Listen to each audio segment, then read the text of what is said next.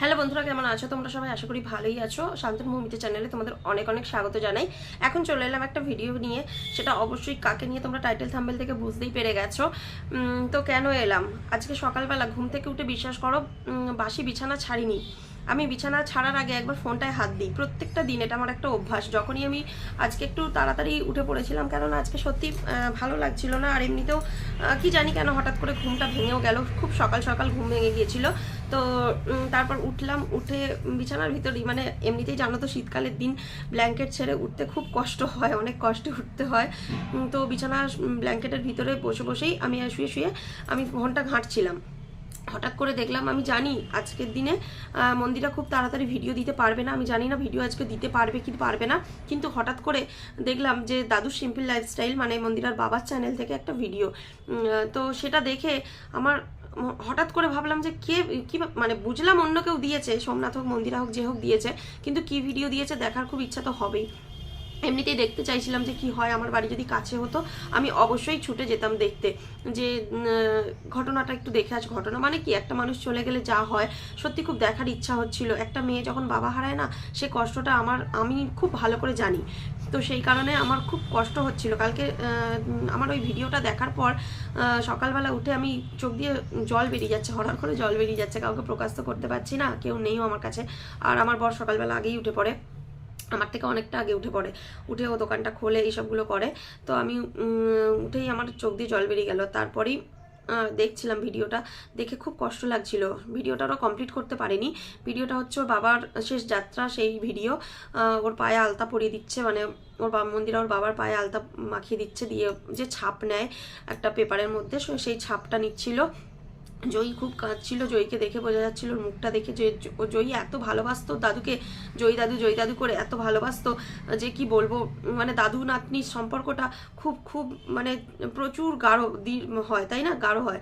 তো সেটা হয়েছিল, ওদের দুজনের সম্পর্ক খুব ভালো ছিল। যখন ওর মা বাবা থাকতো না, ও দাদুকে নিয়ে খুব খুব আদর করতো, খুব ভালোবাসতো। এমনকি এই অসুস্থতার মধ্যেও যখন কিছু খাবার আনতো, পাঠিয়ে দিত, ডাব বলো যা হোক কিছু, যেটা নাতনি খেতে ভালোবাসে সে সমস্ত খাবার পাঠিয়ে দিত নাতনিকে। তো খুব ভালো সম্পর্ক ছিল। মন্দিরা তোর বাবাকে ভীষণ ভালোবাসে, এটা তো মানে বলার অপেক্ষা রাখে না। তো সেখানে ওদের মুখগুলো দেখে সত্যি খুব খারাপ লাগছিল। মন্দিরা একটা শাড়ি পরেছিল, দেখলাম হ্যাঁ শাড়ি পরতে হয় এই সময়তে, অন্য কোনো ড্রেস পরা উচিত নয় বলে সবাই, শুনেছি বিবাহিত মেয়েদের। তো শাড়ি পরে গিয়েছিল, দেখলাম ওর শাশুড়িকেও দেখলাম, শ্বশুরও ছিল, শ্বশুর বলে বলে দিচ্ছিলাম, পিছন থেকে গলার আওয়াজটা পাচ্ছিলাম। ওর যে শ্বশুর যেহেতু ব্রাহ্মণ, উনি যেহেতু এই সমস্ত কাজকর্ম জানেন, তো উনি সমস্ত কিছু পেছন থেকে বলে দিচ্ছিলেন। আর ক্যামেরাটা কে করছিল আমি জানি না, কেননা সোমনাথ করেনি, মনে হয় রিয়াঙ্কা করছিল, কেননা রিয়াঙ্কার বরকে ক্যামেরায় দেখা গিয়েছিল, রিয়াঙ্কাকে দেখা যায়নি। তো সেই কারণে মনে হলো রিয়াঙ্কা হয়তো ক্যামেরাটা ধরে দিয়েছে। যাক গে, ভালো করেছে। দাদুর এই যে সিম্পল লাইফস্টাইল একটা চ্যানেল, ইউটিউবে একটা জার্নি, সেটা আমাদের মধ্যে এইভাবেই থেকে যাবে। ওনার ভিডিওর মাধ্যমে আমরা ওনাকে দেখতে পাবো। জানি হয়তো অনেকে অনেক গালিগালাজ করেছে, অনেক বাজে কুকথা বলেছে, আমি নিজেও বলেছি, স্বীকার করি। কিন্তু কেউ যখন চলে যায় তখন আর সেগুলো মনে রাখি না, সেগুলো মাথায় থাকে না, সব মাথা থেকে বেরিয়ে যায়। যে একটা মানুষ চলে গেল, কদিনের জীবন, আজ আছি কাল নেই। হ্যাঁ, তো মানুষের সঙ্গে হিংসা করে, মানুষের সঙ্গে একটা খারাপ সম্পর্ক বজায় রেখে কি লাভ? এখন এটাই মনে মনে হয় যে কদিন আছি অন্তত একটু হেসে খেলে ভালোভাবে থাকি, এটুকুই এগুলোই থেকে যাবে, এছাড়া কিছু না। কিছুই নিয়ে যাওয়া যায় না সঙ্গে করে। মানুষের ব্যবহার আচার, ভালো থাকা, ভালো মন্দ থাকা, এগুলোই নিয়ে যেতে হয় সঙ্গে করে। তো সেই জন্য যা বলেছি সেগুলো একটা সময় বলেছি, এখনও কন্ট্রোভার্সি করি, মানে অনেককে নিয়ে অনেক কিছু বলি, তার মানে এই নয় যে তাদের মৃত্যু কামনা করি, কখনো না। কেউ চলে গেলে সে কষ্টটা একদমই আলাদা, সে আর ফিরে আসে না। তো এই সিচুয়েশানে সবাই রয়েছে, মন্দিরার শাশুড়ি রয়েছে, মন্দিরার শ্বশুর রয়েছে, ওর স্বামী রয়েছে, বন্ধু বান্ধব, পাড়া প্রতিবেশী সবাই রয়েছে সঙ্গে। এমনকি কোনো ইউটিউবার আছে কি আমি জানি না ওখানে ওই মুহূর্তে, হয়তো সেই দিন হয়তো কেউ পৌঁছায়নি। আর ও যে ধরনের সেলিব্রিটি, তো ওর কাছে পৌঁছে যেতেও পারে কেউ, আমি জানি না কে গিয়েছিল না গিয়েছিল। আর গেলে অবশ্যই ভিডিও পাওয়া যেত, হয়তো কেউ যায়নি। তো আজকে যে নিয়ে ভিডিও করা, যে কারণে ভিডিওটা করা, সেই সিচুয়েশানটা দেখে তো আমার এত কষ্ট হচ্ছিল, মানে আমি বারবার দেখছিলাম কিন্তু প্রচণ্ড কষ্ট হচ্ছিল মনের মধ্যে। আর দেখতে ইচ্ছাও করছিল, আবার কষ্টটাও খুব হচ্ছিল। তো এই বিষয়টা এখন আবার হঠাৎ কেন ভিডিও করতে এলাম, এটা তোমাদের মনে প্রশ্ন হতেই পারে। দেখো, গতকাল রাতে একটা কমিউনিটি দেখি, এক ডাইনির কমিউনিটি, ডাইনি বলবো, যে ডাইনিটি হচ্ছে তা ওর মা যার বাড়িতে গিয়ে থাকে, মন্দিরার মা যার বাড়িতে গিয়ে থাকে, সেই ডাইনিটার কথা বলবো। সেই ডাইনি কমিউনিটি দিয়েছে, সে নাকি শ্মশানে উপস্থিত হয়েছে।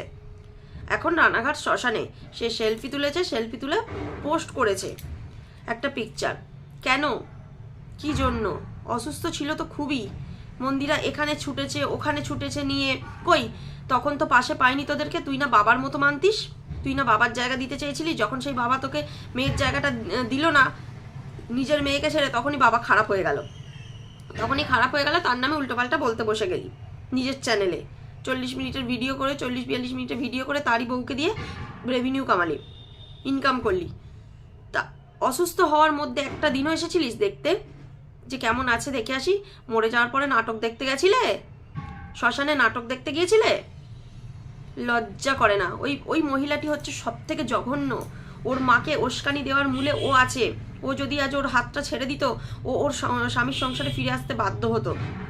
ওই মহিলা শুধুমাত্র ওকে রেখে দিয়েছে টাকার লোভে, শুধুমাত্র ভিউজের লোভে। নিজের বাড়িতে রেখে দিয়ে ভিউজ কামাচ্ছে। কি লাভ হচ্ছে? কতদিন ভিউজ হবে একটা মানুষকে দেখিয়ে? কতদিন ভিউজ হবে? এর থেকে ভালো তো আমরা ভালো কাজ করি, কাউকে নিয়ে আসি না, কাউকে রাখি না, তাদের নিয়ে কন্ট্রোভার্সি করি, যেটুকু হয় না হয়। তোর মতো লোভ তো করিনি একদম সংসার ভেঙে দিয়ে। তোর বাড়িতেও তো ছেলে আছে, তোর বাড়িতেও তো স্বামী আছে, তারপরেও তুই কি করে পারিস এগুলো করতে? তোর তো যথেষ্ট বড় বাড়ি, নিজের কৃতিত্ব দেখিয়ে নিজের ভিডিও করে তুই ভিউজ কামানা। ঠিক আছে, কাকিমাকে ভালোবাসিস, আমি মানছি ভালোবাসিস, তুই ভালোবেসে তুমি তোমার স্বামীর কাছে থাকো, আমার কাছে এসো, দুজনে মিলে একসাথে ঘুরতে এসো, তাহলেই হতো, তাই না? শুধু নিয়ে এসে রেখে দিয়ে সেই মানুষটা যদি ওর স্বামীর পাশে আর কয়েকটা মাস থাকতো, নিজে শান্তি পেত, আর প্রত্যেকটা মানুষ তাকে ভালো বলতো, বুঝলি তো? প্রত্যেকটা মানুষ ভালো বলতো তাকে, তার ভিডিও দেখতো, তাকে ভালো বলতো, তার মেয়েও তার পাশে থাকতো।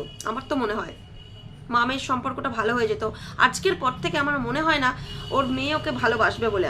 আর যদি নাও বাসে, কারোর কিচ্ছু বলার থাকবে না, মরে গেলেও কিছু বলার থাকবে না, যে মা মরে গেছে মেয়ে কেন যায়নি, কিচ্ছু বলার থাকবে না। তবে মন্দিরা খুব নরম মনের মেয়ে, তো জানি না ও কি করবে, ও হয়তো আবার ছুটে যাবে। কিন্তু ওই ডাইনি, ওকেও ডাইনি বলতে বাধ্য হচ্ছি, গুথকার মতো ওকেও ডাইনি বলতে বাধ্য হলাম। ওই ডাইনি যেতে দেয়নি, তাই বলবো, তাছাড়া আর কি। আজ এই মৃত্যুর সময়তে কই ওর মাকে তো দেখা গেল না, ওর মাকে তো দেখাই গেল না। ও একটা সময় বলেছিল, যখন যার সাথে গিয়ে 12 বছর সংসার করে এসেছিল, সেই পুরুষটি যখন মারা যায়, তখন সে সিঁদুর পরা ছাড়েনি। কেন সিঁদুর পরা ছাড়েনি? না, সে তার স্বামীর নামে সিঁদুর পরে, তাই সে সিঁদুর পরা ছাড়েনি। কেন? 12 বছর ধরে যে মানুষটি ওকে নিয়ে গিয়ে রেখে দিয়েছিল, সে তাকে বিয়ে করেনি, লিভিং করছিল। শুনলেও হাসি পায়, লিভিং রিলেশনে ছিল, তো সেই কারণে সে সিঁদুর পরেনি। তাই মারা যাবার পরেও সে সিঁদুর পরেছে এবং বলেছে আমার স্বামীর নামে পড়েছি। এখন কি করবি? এখন কার নামে সিঁদুর পড়বি? নতুন ধরেছিস? এখন তো আবার সিঁদুর তুলে দিয়ে ফুর্তি মারিয়ে বেড়াচ্ছিস। একটা ভিডিও দিয়েছিস গতকাল, মারা যাবার পরেও ভিডিওটা ছাড়লি, লজ্জা করেনি? ভিডিওটা ডিলিট করতে পারলি না? চিড়িয়াখানায় গিয়ে বাঁদর নাচ দেখতে গেছলি? তোর ঘরে এত বড় একটা অঘটন ঘটে গেল, তুই চিড়িয়াখানায় বাঁদর নাচ দেখতে গেছলি? তোর মতো মেয়েকে কি করতে হয় জানিস? জুতার বাড়ি মারতে হয় মুখে। বয়স্ক মহিলা তুই, তারপরেও এই কথা বলতে বাধ্য হলাম। তোর মতো ছেঁচড়ি মহিলাকে জুতোর বাড়ি মারতে হয়, ঠাস করে গালে চড়াতে হয়, সে তুই বড়ই হ আর ছোটই হ, বলতে নেই তবু বলছি। একটা একা মেয়ে, সে বাবার সমস্ত কিছু করছে, তুই স্ত্রী হয়ে ওই রকম ঘুরে বেড়াচ্ছিস। শুধু খাবার লোভ, তোর শুধু খাবার লোভ, ভালো মন্দ খাবার লোভ। তোর আলু ভাতে নুন ভাতে তোর পোষায় না, তোর ভালো মন্দ চাই, তোর চিকেন মাটন, ভালো কাটলেট, ফিশ ফ্রাই, এইসব টাইপের খাবার চাই। এইসব খাবার না পেলে তোর আবার সহ্য হয় না, রুটি পরোটা, এইসব ভালো ভালো জিনিস চাই। শুকনো মুড়ি, শুকনো ভাত, এসব খেয়ে তোর পোষায় না, তাই তুই ওই স্বামীর ঘর করতে পারলি না। কিন্তু তোর স্বামী তো তোকে বলেনি আমি খাওয়াবো না, শুধু বলেছিল আমার কাছে থাকো। কিন্তু তুই উড়ন্ত পাখি, উড়ে উড়ে বেড়াবি, তাই থাকতে পারলি না। আজ পাঠিয়েছিস ওকে নাটক দেখতে, ওই শয়তানিটাকে নাটক দেখতে পাঠিয়েছিস, তুই পাঠিয়েছিস, তাছাড়া কে পাঠাবে? যে যা নাটকটা দেখে আয়, বুড়ো গেল, বাঁচলাম। জঘন্য মহিলা কোথাকার, লজ্জা করে না? নিজের মেয়ের মুখের দিকে তাকাস না? মা না ডাইনি তুই? তোরা ডাইনি জানিস তো, তোরা মা নামে কলঙ্ক, তোকে মা বলে ডাকতে মন্দির আর ঘেন্না হবে, এবার থেকে ঘেন্না হবে যে হ্যাঁ ওকে মা বলে কি করে ডাকবো।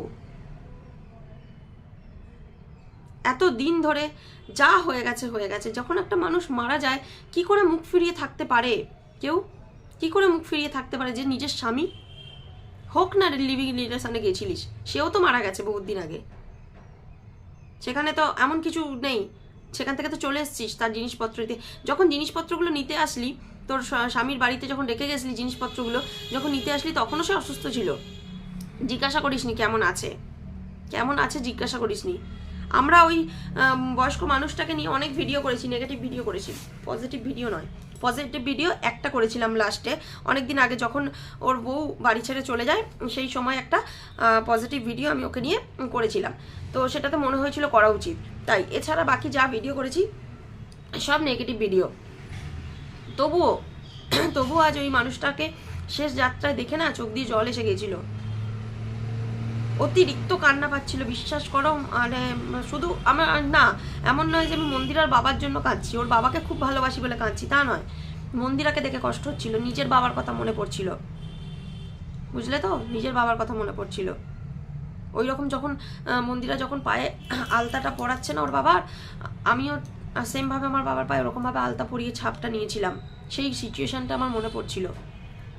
আমার বাবার পাগুলো মানে এমন হয়ে গেছিলো যে কি বলবে, যখন পড়াচ্ছিলাম না পায়ের তলায় কিছু ময়লাও ছিল, সেগুলো সমেত মানে কেমন হয়ে গেছিলো, তাও আমি পায়ের তলায় আলতা পরিয়ে সুন্দর করে ছাপ নিয়েছিলাম। সেই সিচুয়েশনগুলো মনে পড়ছিল দেখে। আর মন্দিরার একটু চাপা তো, ভেতরে যেভাবে গুমড়াচ্ছিল দেখলেই বোঝা যায় যে ওর কি হারে কষ্ট হচ্ছিল। ওর বাবাকে সমস্ত কিছু করা হয়ে গেছে, ঘিটি মাখানো হয়ে গেছে, এবার শুধু মুখাগ্নি হবে। সেই সময়তে ওরা ক্যামেরাটা অফ করে দিল, মন্দিরা তখন জড়িয়ে ধরে কাঁদছে বাবাকে।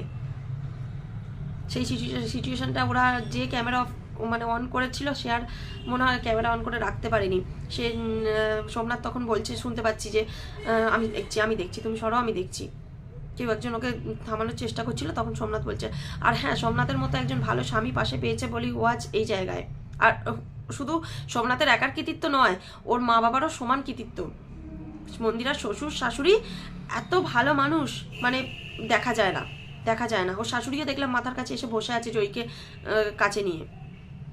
এই সময় ওরা পাশে না থাকলে মেয়েটা ভেসে যাবে, আর কেউ রইল না। সোমনাথ, ওর মা বাবা এরা ছাড়া ওর আর কেউ রইল না। হ্যাঁ, ওর অগাধ টাকা পয়সা রয়েছে, তাহলেও পাশে থাকার মানুষ দরকার সব সময়। টাকা থাকলেই সব হয় না, এটুকু আমি জানি। তবে ওই ডাইনিকে বলবো, তোরা যদি মানুষের বাচ্চা হোস আর এখানে আসিস না, আর রথ দেখতে আসিস না। আমার তো মনে হয় আসা উচিত নয় তোদের। তো এই কারণেই আজকের ভিডিওটা করা। সেলফি তুলে পোস্ট করছে কি তোর ছোট লোক কোথাকার, লজ্জা করে না? কন্ট্রোভার্সি চাইছে। ছি। তো চলো বন্ধুরা, ভিডিওটা এখানেই শেষ করছি, অনেকটা কথা বলে ফেললাম। টাটা, সবাই ভালো থেকো।